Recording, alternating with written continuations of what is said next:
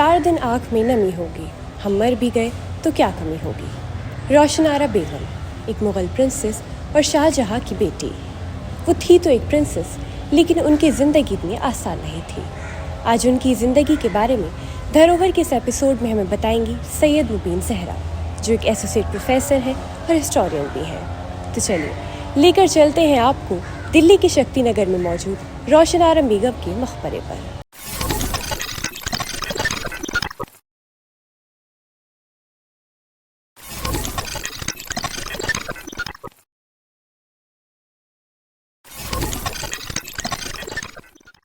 Ma'am, जैसे आज हम रोशन आरा बेगम के मकबरे पर मौजूद हैं, तो मैं जानना चाहूँगी कौन थी रोशन आरा बेगम। रोशन आरा बेगम जो थी वो औरंगज़ेब जो बादशाह रहे हैं, मुग़लिया बादशाह, वो उनकी बहन थी, दारा शिकोह की बहन थी। और शाहजहाँ मुग़ल बादशाह जो थे उनकी बेटी थी, दूसरी बेटी थी, उनकी एक और बेटी थी जहाँ आरा। तो और आज हम यहाँ हैं, इस मकबरे पे हैं। तो रोशन आरा बेगम के बारे में वो है कि उनकी औरंगज़ेब से जो उनके भाई थे उनसे बहुत ज़्यादा रग़बत थी और बहुत क्लोज़ थे वो दोनों, एक भाई बहन एक दूसरे से।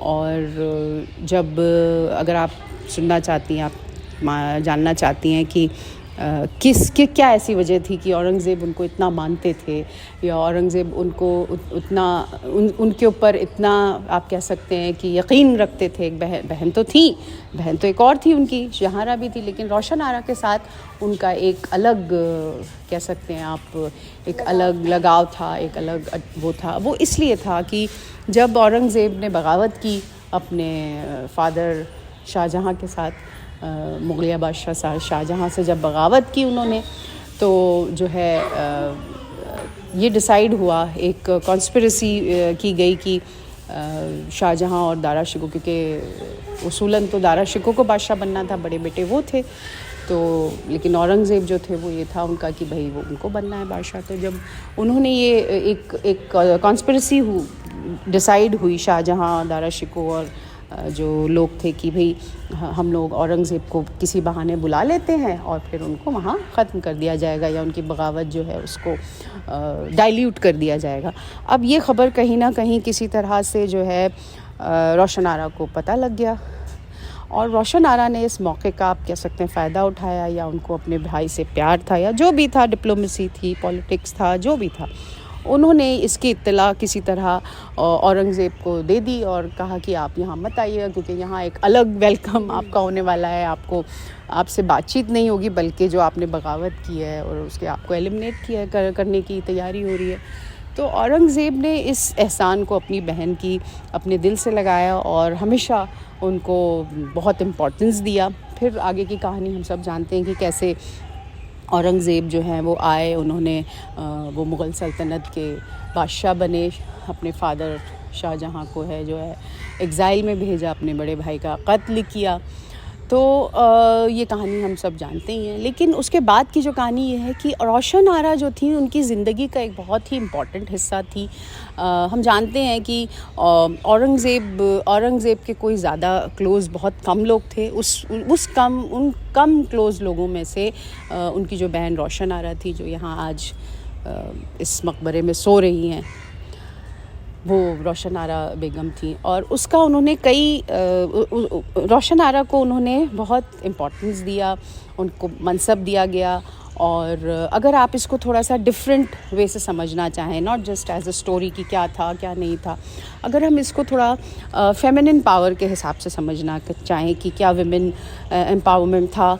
और एक और बहुत इंटरेस्टिंग चीज़ है रोशन आरा जी के बारे में, या रोशन आरा प्रिंसेस के बारे में, कि वो she was a fun loving princess. उनको मतलब वो रूल्स तो फॉलो होता था एक मुग़ल हाउस होल्ड में, लेकिन वो she was very fond of breaking rules also.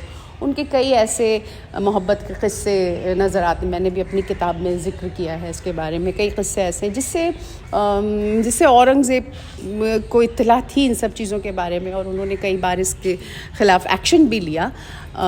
तो इसको मैं थोड़ा सा आपको और दूसरी तरफ ले जाऊंगी। अगर आप हिस्ट्री देखें, मुग़ल फैमिली और हाउस होल्ड की अगर आप हिस्ट्री देखें, तो आप देखते हैं कि अमूमन जितनी भी मुग़ल बेटियां थीं या प्रिंसेसेस थीं, उन्होंने शादी नहीं की, उन्होंने घर नहीं बसाया।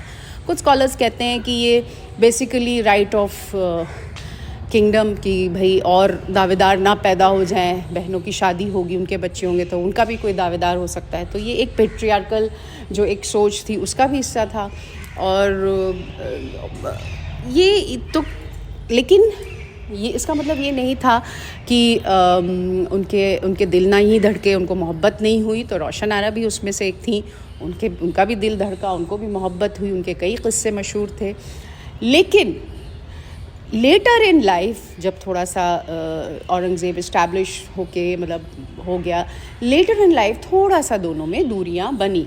और तभी ये जो आप देख रहे हैं ये रोशन आरा बाग, तभी रोशन आरा बेगम ने ये डिसाइड किया, ये मेरे ख़्याल से 7-8 किलोमीटर दूर है लाल किले से, जो कैपिटल फोर्ट था। तो उनको ये जगह पसंद आई, उन्होंने यहाँ अपना बाग बनाया और उन्होंने यहाँ रहना शुरू कर दिया। तो मैं ये कहने की कोशिश ये कर रही हूँ कि एक मुग़ल बेटी जिसकी अपनी सोच थी, अपना डिसीजन लेने की उसके अंदर ताकत थी, तो जब हम ये सब देखते हैं, जब हम ये मानते हैं, एक एम्पावर्ड प्रेजेंस आप देखते हैं रोशन आरा बेगम का, वो यहाँ आज सो रही हैं, आप बताइए।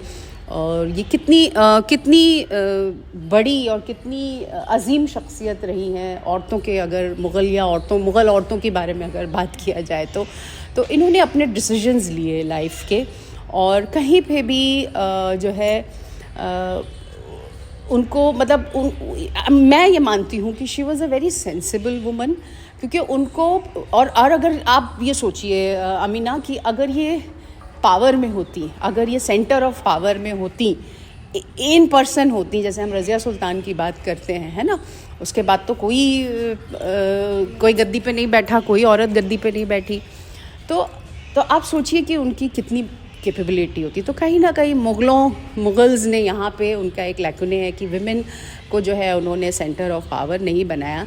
लेकिन फिर भी रोशन आरा बेगम जो हैं वो उसमें एक डिफरेंट पर्सनालिटी के तौर पे नज़र आती हैं। अगर आप मुझसे ये पूछें कि आप 4 या 5 क्या पॉइंट्स आप रोशन आरा बेगम के ज़िंदगी से लेना चाहेंगे, तो सबसे बड़ी बात तो ये है कि उनके अंदर एक पॉलिटिकल सेंसिबिलिटी बहुत थी। पॉलिटिकल सेंसिबिलिटी इसलिए कि वक्त की नज़ाकत समझ के घर में भी उनको कैसे मैनेज करना है, क्या करना है, क्योंकि कुछ लोग तो उनको ये भी कहते हैं कि उन्होंने दारा शिकोह को कत्ल करने में उन्होंने उसको इंस्टिगेट किया, औरंगज़ेब को। तो ये एक दूसरी बात है। लेकिन एक ये कि एक उनके अंदर पॉलिटिकल सेंसिबिलिटी, वक्त के नज़ाकत के हिसाब से डिसीजन लेना। दूसरी ये कि उनकी अपनी बहुत कलरफुल लाइफ थी, वो एंजॉय करती थी, म्यूज़िक एंजॉय करती थी, पोइट्री एंजॉय करती थी। ये इतना खूबसूरत आप देखिए ये जो स्ट्रक्चर है ये यहाँ पे फिर एंड व्हेन शी रियलाइज़ कि भाई अब मेरा जो इम्पोर्टेंस है ख़त्म हो रहा है या मेरी अब ज़रूरत नहीं है, तो उन्होंने अपने को सेक्लूड किया। लेकिन सेक्लूड करने के बाद उन्होंने ये नहीं किया कि भाई एक ऐसा सेक्लूजन कि जहाँ आप कि आप बिल्कुल अपने इबादत में ही लगे हैं। उनकी अपनी एक पर्सनल स्पेस थी। तो कहीं ना कहीं रोशन आरा जो थी वो एक बहुत स्ट्रॉन्ग मुग़ल वुमेन कैरेक्टर के आपको नज़र आता है। आप सोचिए कि जो मुग़ल और विमेन औरंगज़ेब जैसे शख्स को इन्फ्लुएंस कर सकती है, कंट्रोल कर सकती है, चाहे उनके अपने कितने भी सेल्फिश पॉलिटिकली मोटिवेटेड डिसीजन ना हो, लेकिन फिर भी उस सिचुएशन को पॉलिटिसाइज़ करके डिप्लोमेटिकली या जैसे भी अगर उसको कर सकती, तो वो कितनी ज़हीन और कितनी समझदार औरत रही होंगी या इंसान रही होंगी, मैं ये कहना चाहूँगी। और एक और चीज़ रोशन आरा के बारे में मैं ये कहना चाहूँगी कि वो बहुत जल्दी, मेरे ख्याल से 1671 में अमूमन उनका इंतकाल हुआ। तो वो ज़्यादा दिन उनकी लाइफ नहीं थी, लेट 50s में उनका इंतकाल हुआ। लेकिन उसके पहले उन्होंने रियलाइज़ कर लिया और उन्होंने जिसकी हम बात करते हैं ना आज मॉडर्न पर्सपेक्टिव में कि हमारा स्पेस होना चाहिए, औरतों का अपना एक स्पेस होना चाहिए, हमारी एक अपनी जगह होना चाहिए, हमारा एक फाइनेंशियल इंडिपेंडेंस। तो ये रोशन आरा बेगम जो है वो बहुत ही खूबसूरत एग्जाम्पल है कि वो फाइनेंशियली इंडिपेंडेंस थी, उनकी अपनी जो है रेवेन्यूज़ आते थे, उनका अपना मनसब था, उनकी अपनी एक स्पेस थी जो उन्होंने इतना खूबसूरत डिज़ाइन किया और वो अपने स्पेस में रह के खुश थी, जहाँ वो उनकी अपनी पर्सनल एक्टिविटीज़ भी चलती थी जिसके लिए वो उनको किसी से परमिशन नहीं लेना पड़ता था। तो रोशन आरा बेगम जो हैं उनकी जो ज़िंदगी है वाकई एक रोशन ज़िंदगी है। और कहीं ना कहीं आप ये देखिए कि उन्होंने कई रूल्स भी ब्रेक किए, उन्होंने जो एक ट्रेडिशनल रूल्स थे उनको ब्रेक करके भी अपनी ज़िंदगी जी।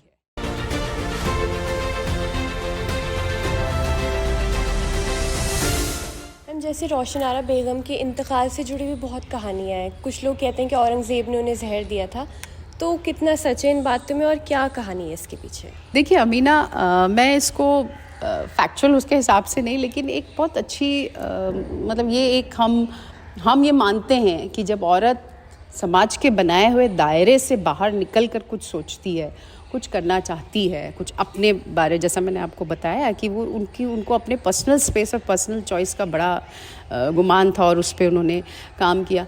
तो मुझे ऐसा लगता है कि हो सकता है कि वो अब उनके जो पॉलिटिकल जो मोटिवेशन था उसमें काम, क्योंकि नाराज़गी थी औरंगज़ेब की, उनसे आखिर वक्त में नाराज़गी थी क्योंकि उनकी एक अपनी, जैसा कि मैंने बताया कि उनकी एक अपनी लाइफस्टाइल थी। मुझे जो इस जगह के बारे में अगर आप अमीना मुझसे सवाल करें तो ये जो स्ट्रक्चर है ये बारादरी का स्ट्रक्चर है, तो ये कोई रिलीजियस स्ट्रक्चर के हिसाब से नहीं बनाया गया। ये एक आप कह सकते हैं कि एक अपने पर्सनल स्पेस के लिए, एक अपने एंटरटेनमेंट के लिए, अपनी एक लाइफ जगह, अपनी एक जगह, यस, बहुत बहुत खूबसूरत, अपनी एक जगह। जब औरत अपनी कोई एक जगह बनाती है और अपने ख्वाबों के मीनारों से बनाती है तो वो आपको इस तरह नज़र आता है। अभी तो ये इस पे काम चल रहा है, इस पे रीवर्क हो रहा है, लेकिन ये इसका जो कंस्ट्रक्शन था इसमें ज़्यादातर, अगर आप कैमरा को थोड़ा सा ऊपर यहाँ दिखाएंगे अगर हमारे कैमरामैन, तो ये जो कलर्स हैं ये तो अभी इन्होंने रिफर्बिश किया, फिर से किया है। इसमें ज़्यादातर रेड, ग्रीन और येलो का बहुत यूज़, तो वो सिग्निफाई करता है कि she was full of life. धरोहर के इस एपिसोड में हम आपको लेके आए थे दिल्ली के शक्ति नगर में मौजूद रोशन आरा बेगम के मकबरे पर। ऐसी और भी वीडियोस के लिए आप देखते रहिए हर संडे धरोहर। कैमरामैन साजिद के साथ अमीना माजिद।